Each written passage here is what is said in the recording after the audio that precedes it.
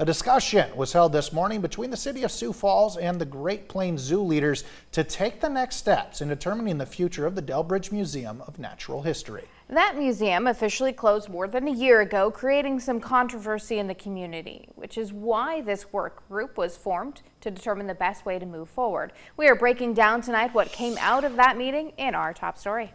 We're excited to be able to get this in front. Big news today is we've got a request for qualifications and statement of interest that's ready to go out to the whole country regarding the Delbridge collection. The main goal at this time is trying to maintain the educational and potentially research value of the collection. It's been wonderful to have them in the city of Sioux Falls at 2 different locations for a cumulative of 80 years.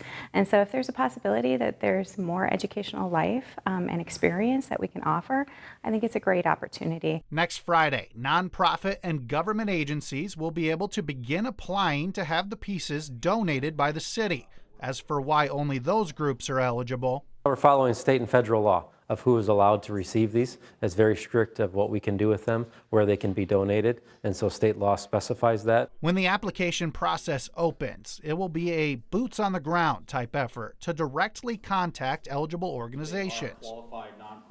Our interest is seen in an aggressive approach that we contact everybody that we can and say, hey, we've got an amazing collection that's available. Would you be interested in displaying it for education or scientific purposes? What's your financial wherewithal to take on this collection? We want to find the best way to handle this that's best for the community. As for those in the community that are still disappointed to see the zoo move on from the collection, it comes down to funding. Really, it comes down to business plan and making sure that it's the right investment and something that we can afford to continue to house at the zoo.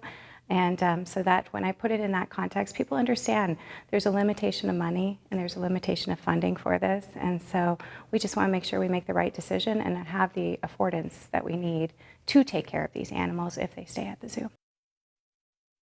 Again, the application for the nonprofits and government agencies to apply for the pieces to be donated opens up on September 20th with the deadline of December 12th.